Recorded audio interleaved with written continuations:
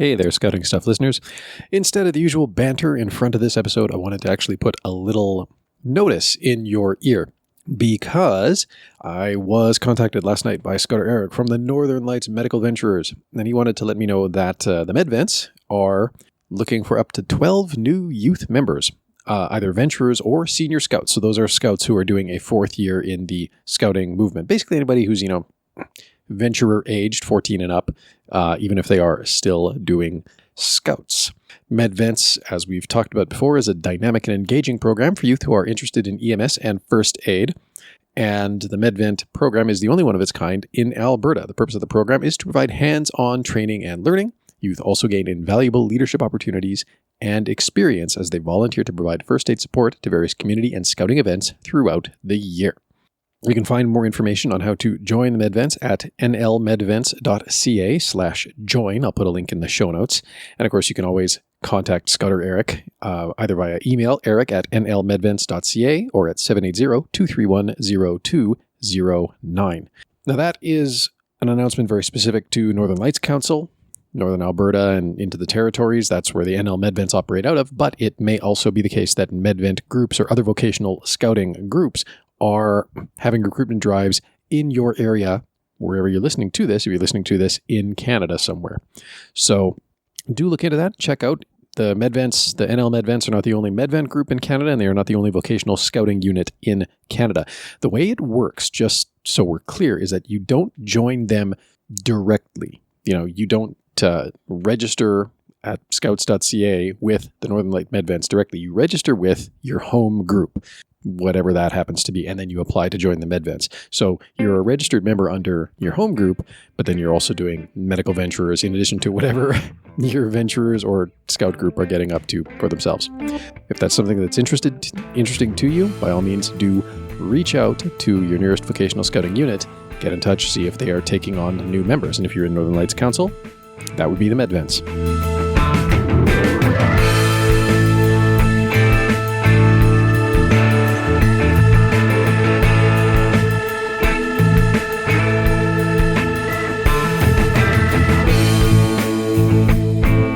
Welcome back to another episode of Scouting Stuff. First one in about a month. Schedule will eventually return. Something's going to happen at some point. Yeah. But we'll try and get these in when we can, I think, exactly. is the name of the game. Yeah, exactly. And as you can hear, Scouter Colin's over there. Hello. I'm Scouter Ken, and we're out in Leduc, Alberta at the moment. So. How you been? Well, new job's going all right. Excellent. Scouts has been a little quiet. Haven't done a lot of activities. Well, it's the summer. It usually quiets down for all of the effort that we try to carry on a program through the summer months. Mm-hmm. It's always tough because there's the family commitments and the family trip or whatever is going on. And I know the Cubs and Beavers did a camp last weekend. Nice. And the Scouts, I think we're going to do something this weekend, but I don't know if that's going ahead. But it is difficult to schedule people. You kind of have to go with a date and then just run with it, and whoever can show will show. Well, and I think especially like this year, because this is the year that things have really opened back up again. Right. And they're like, things had started to reopen in 2021. People were starting to go back to doing smaller scale vacations in 2021. But now things have really relaxed again. And so I think there's a lot of just, cool, because like a lot of people I know involved in scouting they're out in Ontario, they're, all this place, that place, the next place. Kids are doing like camps week to week to week. Yeah. So it's just like making up for lost time. Exactly. I was just going to say making up for lost time, right? Yeah. So not too much going on the scouting front for the summer, but, I personally went out and got pedal bikes with Cindy. And, you were saying. Yeah. For those of you that haven't purchased or have not ridden a bike in 10 years, you will empathize with my plight, as I have soreness of your muscles, just an overall soreness, body aches, and then couple that with a realization that a bike seat is a lot less comfortable than the couch. Well, it's comfortable than a lot of things, even things that involve activity.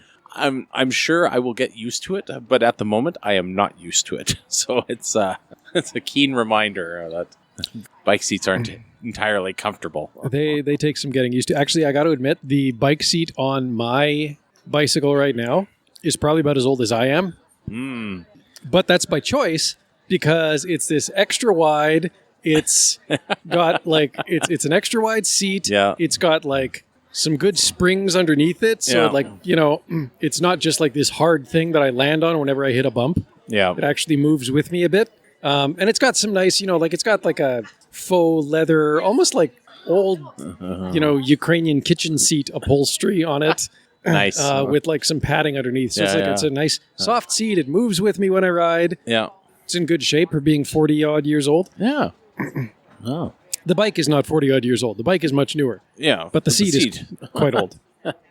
There's a nostalgia factor to your seat, apparently. Yeah. I think it was on a bicycle that we found in my grandmother's garage after she passed away.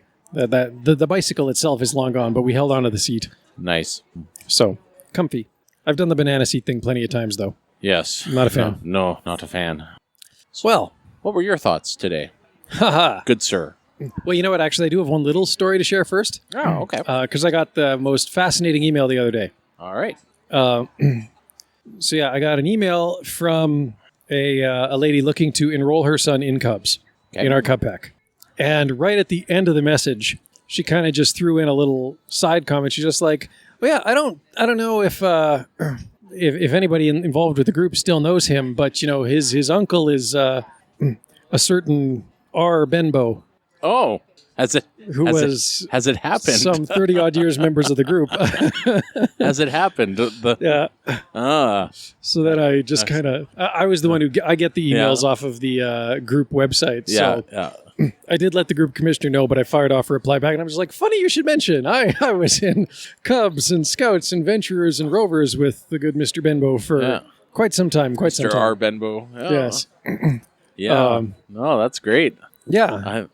I think I know who you're talking about. Yeah, his sister's looking to enroll her boy. Yeah. So that's great. It blast the nostalgia there. Yeah. So, well, and then you can rook them into volunteering. I mean, we're well encourage. And, it's kind of is a bit of an unfortunate circumstance because they had actually signed on with another scout group last year. They had registered, but that scout group went basically inactive. Oh no! So they were kind of languishing for about 6 months. Yeah. Without any activities or even contact. Oh, okay. And I think finally they did get a refund processed, so that's good. Yeah. But unfortunately, it's put them in a bit of an odd position now because I guess the fact that they got the refund has put them in, has flagged them in the system as not being able to do the advance registration now, even though they were registered members last year. Right.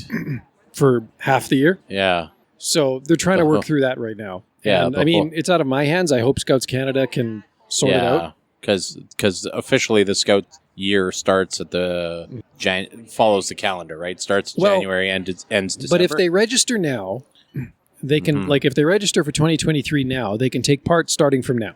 Mm-hmm. That's kind of been Scouts Canada's thing for the last couple of years. Oh, now is that something? But because they got a refund for the current. Yeah, so that seems to have deactivated them from early registration in the system. So they can't.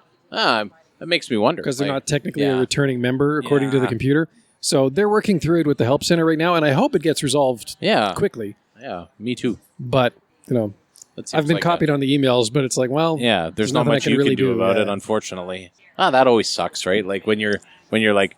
It's like... it's the difference between the business and the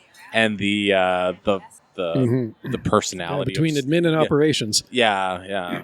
So where you just want to help somebody out, but you have to actually follow the policies, and you're just like, oh, that sucks. Well, I hope, like you said, I hope it gets resolved soon. Me too.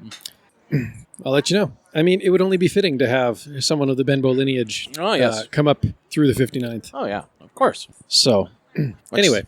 Much similar to your kids coming up through the program. Yeah. So, yeah. Well, you were instrumental in that. You know what you need to do? You need to come spell off my aging beaver leaders who want to move on to other parts of the program. Yes. Yeah. So, anyways, And maybe it's just because like the 59th has sort of manifestly refused to adopt the view that scouting now runs the calendar year as opposed to the school year. Mm-hmm. So like we're treating September as the welcome back, which I mean, it technically is given the downturn in events over the summer, Right. but we're treating it as the onset of the new scouting year, even if it isn't from a registration standpoint or a policy standpoint. Mm-hmm.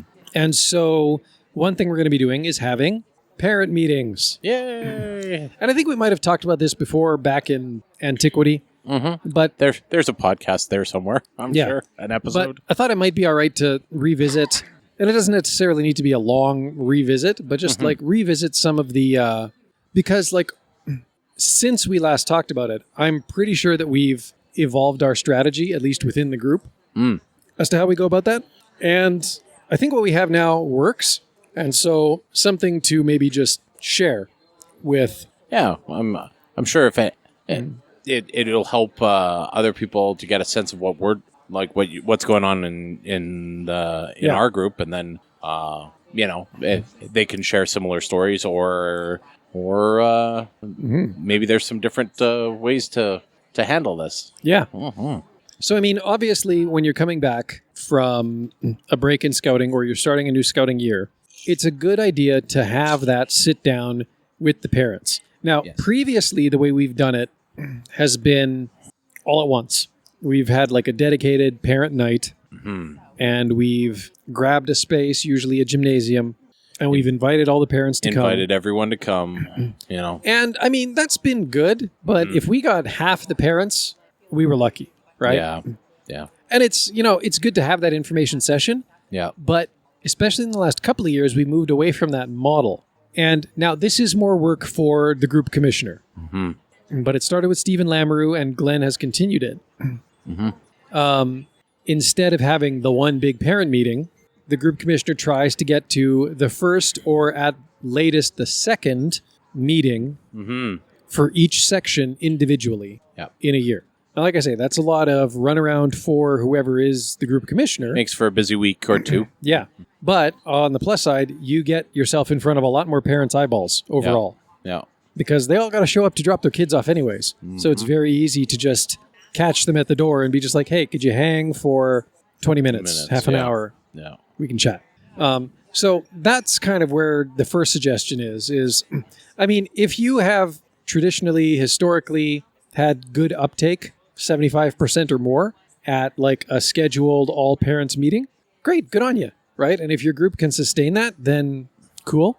But if, as has been the case with us, you've found that those meetings tend to be underattended, maybe as a first step, consider, and, if it's not one person, like, I mean, you could, in theory, you have a group committee. So in theory, you could distribute the load a bit. The group commissioner is the one who speaks for the group, but if the group commissioner can't make it every single time, then, other people on the committee could be tapped to stand up, excuse me, or even the individual section leaders in a pinch.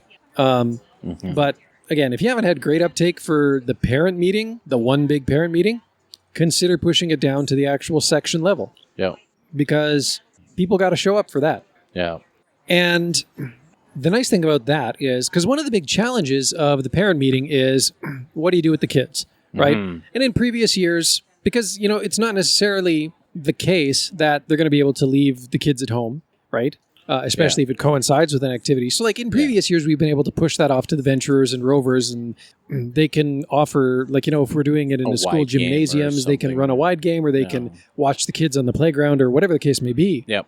But the nice thing about doing it in the context of the meeting is arrangements have already been made to be there dropping the kid off at the meeting. The kid who is at the meeting has an activity they're already doing. Yeah. And doing the presentation in that context of the meeting going on in the background kind of lets you, it's sort of some passive reinforcement, right? Because you can see, oh, they're doing that cool thing over there.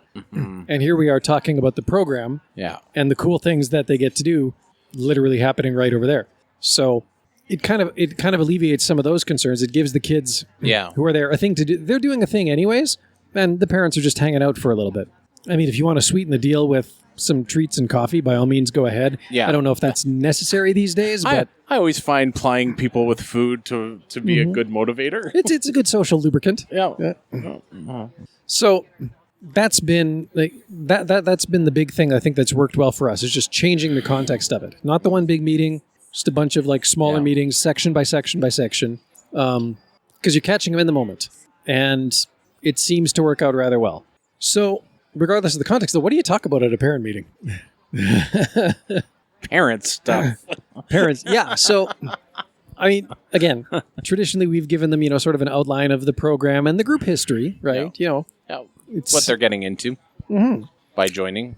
And I mean, this can work. This is good for old groups, but this is also good for new groups, right? Yeah. If you're a recently formed or reformed scout group, it's good to put that out there in front. It's just like, hey, like we have just started this or just started this again. Like we're still kind of feeling our way here. Yeah. So, it's a good opportunity for a bear with us message. Yeah. For the groups that are more established, you can rehash your history, and it's good reassurance to the parents. It's like, we're not going anywhere. Like we're a big, healthy group, and we've been around for a while. We're the game plan is to be around for a while more. Yeah. Either way, though, it's also a good segue into the volunteer pitch, right? And it is good to, introduce the group, introduce the scouters, introduce the people who are making the group happen. Obviously, you want to put those names out in front of people, let them know, hey, these are the people, like, if you have a thing, like, these are the people you can contact. But then also, you do want to do that volunteer pitch because, as I cover in every, like, second Scouting 5 episode, everybody needs volunteers. We all need volunteers. There's not a group that doesn't. Yep. And, we don't just need volunteers to continue delivering good program, but we also need volunteers to maybe expand the program. I was talking with the Beaver Scouters. They have something like 30 odd names on the wait list right now. Oh, wow. Well, and I mean, partly that's just because, a scout group, and one of the other scout groups that would have traditionally taken some of that load has essentially been shut down since COVID happened. Yeah. So people are still looking. Yeah. But even running 2 colonies, I don't think we could take 50 plus beavers, right? But even so, like, chances are, if a group is having meetings, especially right now, chances are they have a wait list. Yeah. And to alleviate the wait list, they need more volunteers. Yeah. So, you're helping your own kid out by having this thing in common with them, right? And I mean, we always make the joke, there's no dads at scout camp, there's no moms at scout camp. And that's true, right? Like, we do want to have a little bit of that separation from our kids, right? Yeah. When we're at meetings. It's just like, no, I am not dad, I am Scouter Ken. Yeah. At least for the next hour. Yeah. But it's not just our kids that we benefit by stepping up. It's however many kids are on the wait, 30 some other kids sitting on the wait list. Yeah. Well, you add one more volunteer, in theory, you can bring, in the Scouts Canada context, 8 more kids in the door. Right. And I mean, you got to sort out, obviously, you don't want to have like, one huge beaver colony of 50 plus kids. There's still considerations of space and timing and all of that stuff. You need to... There's the logistics of all of that. But none of that can even happen until you actually know you have the leadership to handle it. Yep. So, but it's not just, we don't just need to recruit scouters. We need to recruit people to help out in other capacities, right? Group committee needs fresh membership occasionally too. And then there's all these other little roles that crop up, right? Someone to be, say, your popcorn coordinator or your fundraising coordinator, or your, if you have within the Scouts Canada context, or at least within the Albertan scouting context, I don't know if this is true in every province, but, if you have like casino fund stuff, right? Well, do you have a casino to organize? Do you need somebody to handle that, to be the one who's coordinating volunteers? So there's all these other sundry little roles. Plus, you can invite parents to volunteer and help out just with meetings.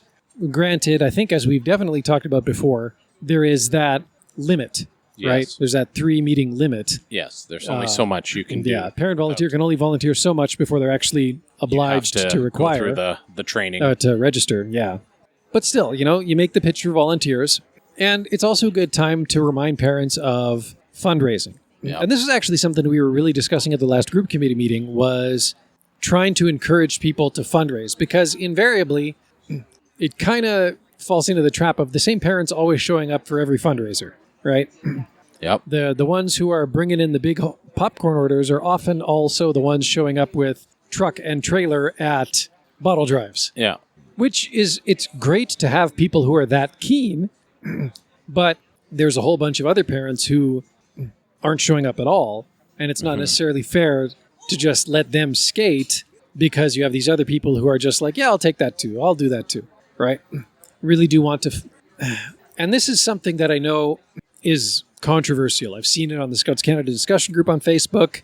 I think we've talked about it as well. How do you motivate people to help out on the fundraising side?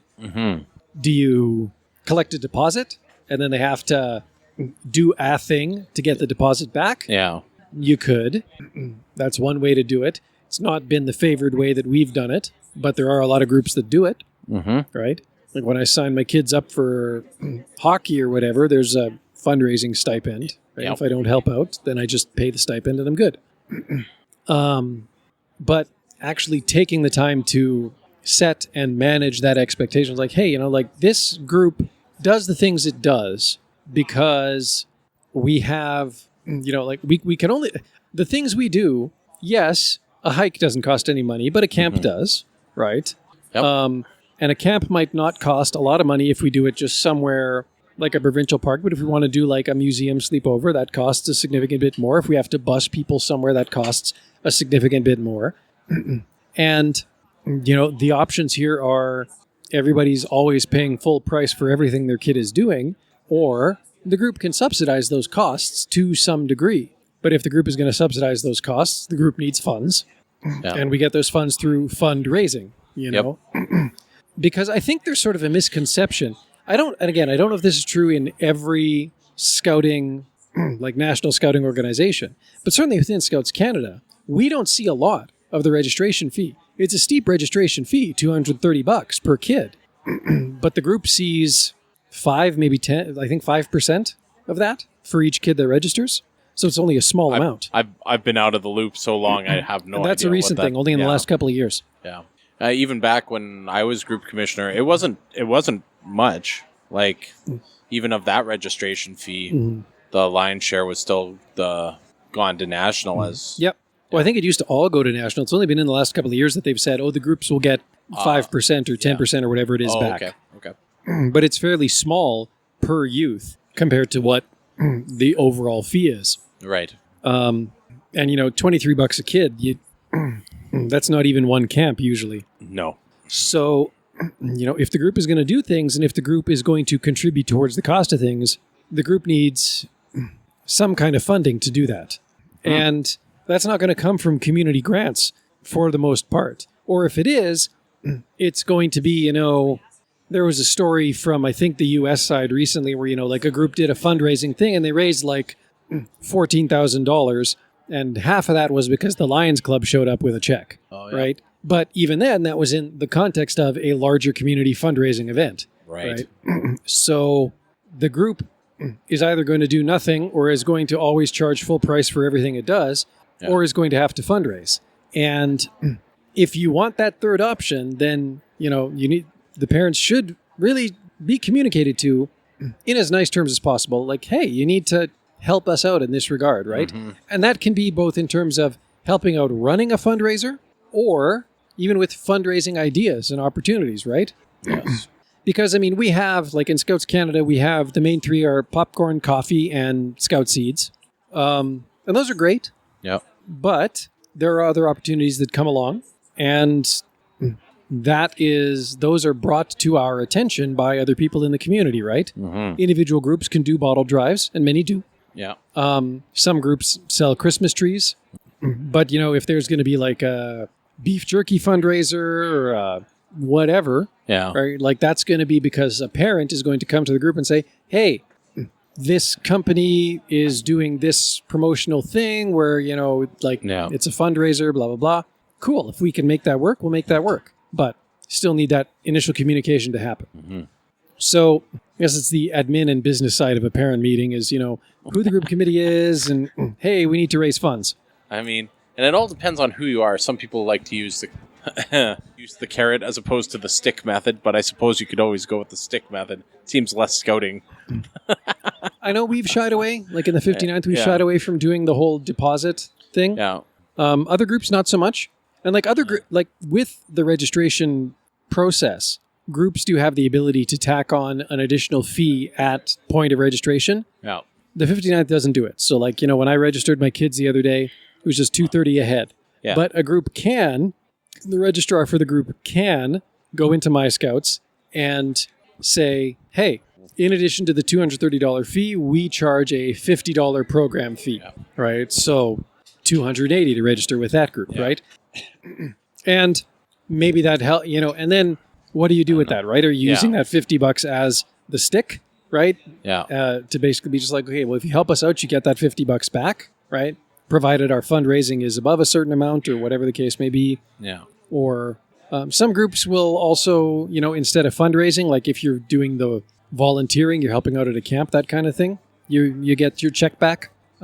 Some groups is just, no, that's like our programming fee, and like that just goes into the pot, and we help deliver camps based on what we collect. So, yeah. I've always found the carrot to work better than the stick myself.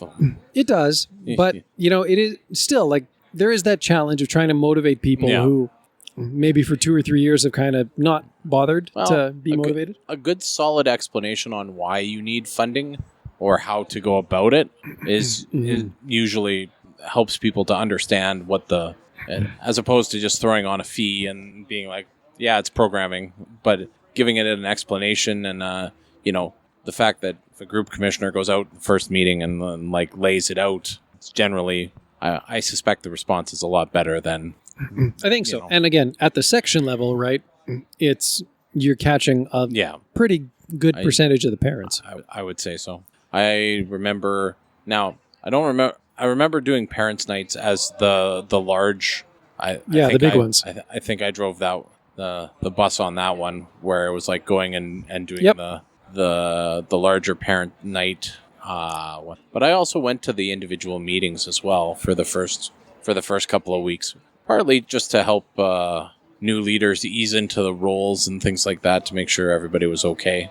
But well, and I mean, it's good for the GC to periodically check in and see how the actual group is functioning, right? Mm-hmm.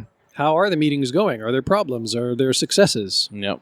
So that's a little outside the context of the parent meeting, but it is a good practice for any group commissioners listening into, do periodically be showing up at meetings because it's good for the group to know that you exist and the parents to know that you exist. Yeah.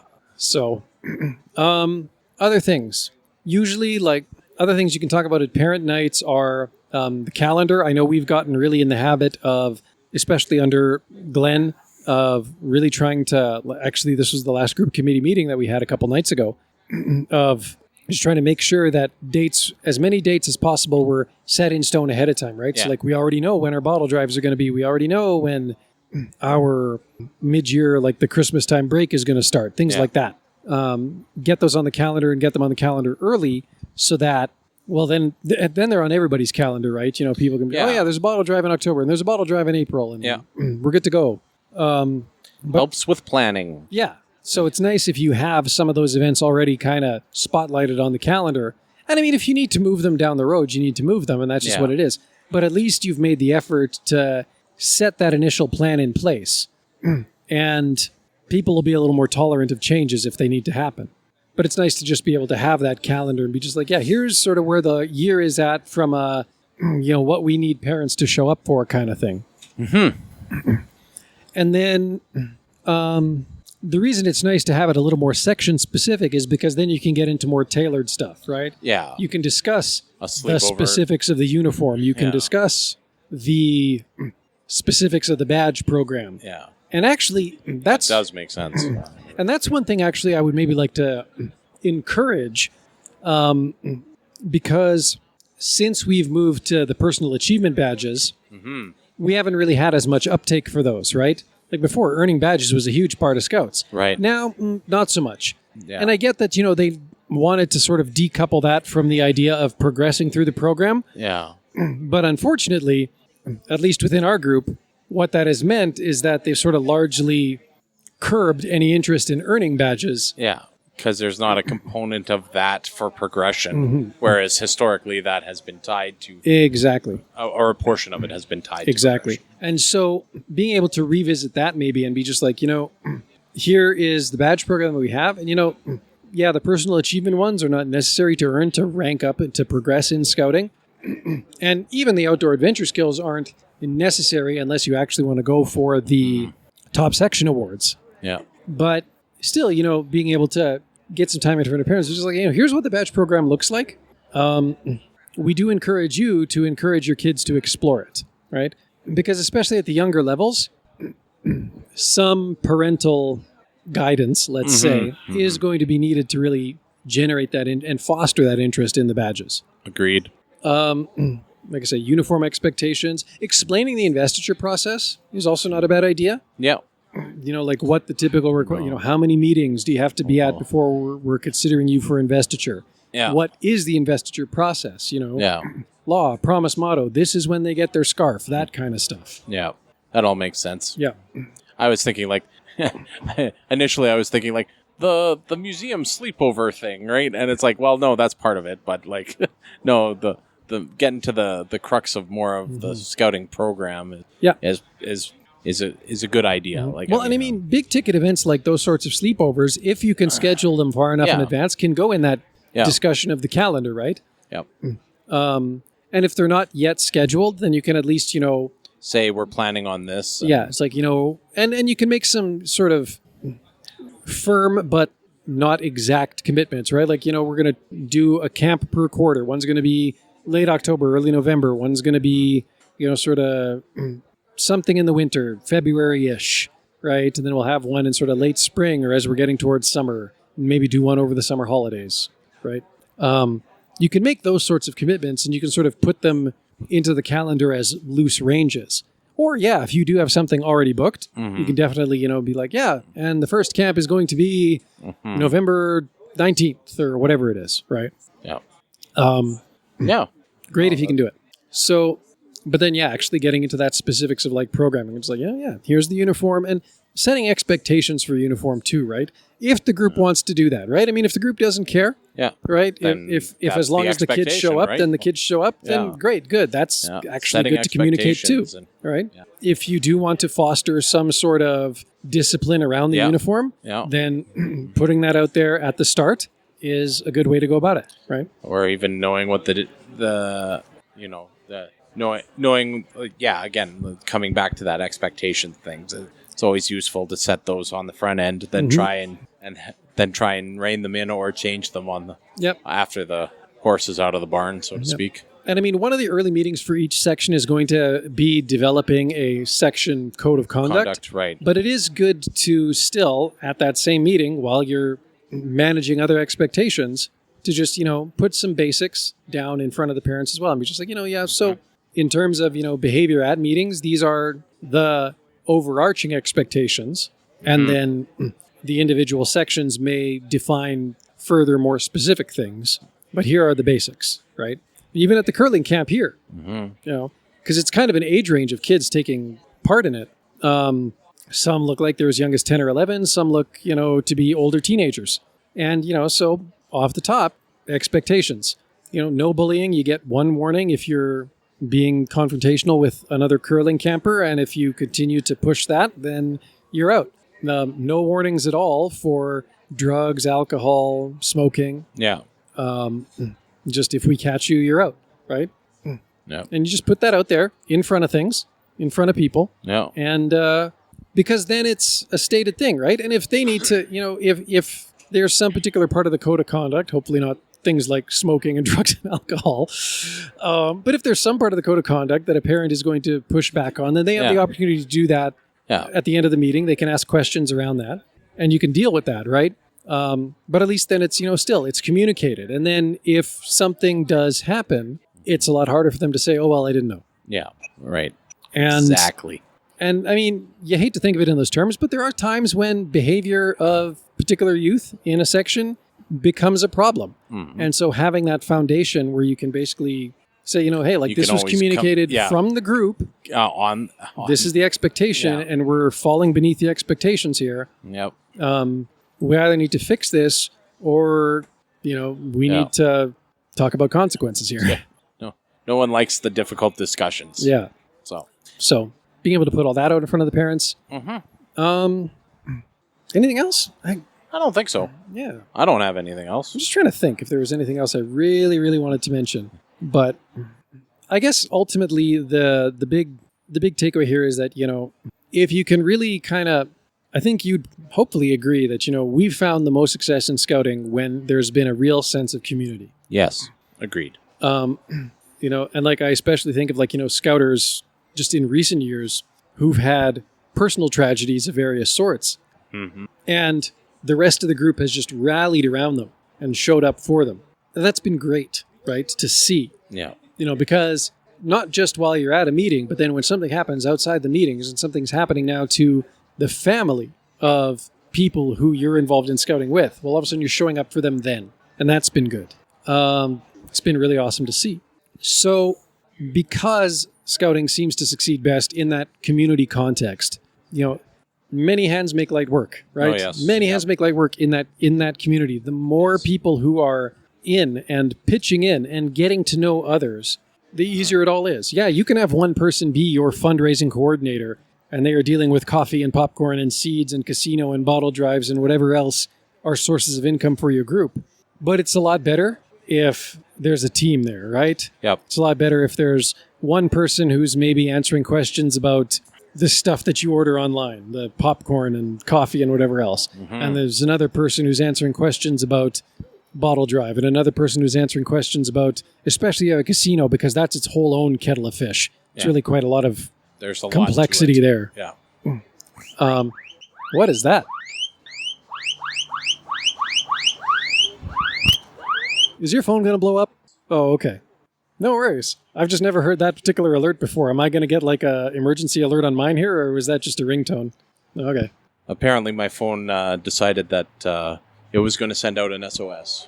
Oh, So that is what it did. are you in trouble? I don't know. Are you drowning? I don't know. Okay. I don't know. Are you being mugged? There is a lot of not unknowns at the moment, so I'm just gonna set my phone down here on the desk or table, and I'm just gonna. I turned it off, or like I turned off The phone. the alarm, Oh, the and alarm. so I'm hoping that there's no other background repercussions for that. Please don't explode. Well, I'm not being mugged. Do not send police. yeah, that's the other part of this equation. Well, we'll see what happens here. Well, there's nothing yet, so that's Okay. so. Well, if two or three cruisers with flashing lights show up here in the Yeah, next I'll 10 have minutes, to- we'll have to explain that. But Yeah, there'll have to be some explanations go on, but it's all right. So, well, we'd kind of come to the end of it anyways. yeah, I well, that's a conversation killer. No, it's good. And I should actually think about getting back to Yes, in the direction of the curling club. you have responsibilities. Yes, yeah. I hope she's having a fun time at the camp. I mean, Mm. she tends to lose herself in curling, so that's good. That is good. I do not have any shout-outs that I can think of this week. You? No, Excellent. aside from Aside from our usual thing, our friends at Scouting Yeah. Radio, Yeah. rebroadcasting our episodes to their worldwide scouting audience. If you are listening to us on Scouting Radio right now, well, thank you. But, you could also subscribe to the podcast. And if not, then, do feel free to reach out and get in touch. Let us know what you think. Scouter Ken. Yeah. I'm just curious. Are you Have now? we indentured pigeons yet to bring us No, I messages? still cannot receive messages on Pigeon. And Well, if what you- other ways can people get a And hold if of you us? stand outside of my house doing semaphores, I'll probably think that a little weird. Morse code. Can Yeah. we do? Uh, If you flash a light in my eyes, I will. so save yourself the plane ticket to my neck of Canada, and instead perhaps avail yourself of email, scoutingstuffpodcast at gmail.com or outlook.com. Not picky. We're, of course, on Twitter, SSYSK Podcast, Facebook and Instagram, Scouting Stuff Podcast is the handle at both of those. Discord server's still there. Nothing really happening there right now since we're back to doing the in-persons.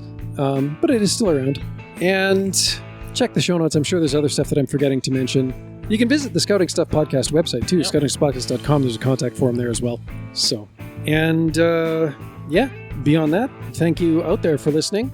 And until next time, be prepared.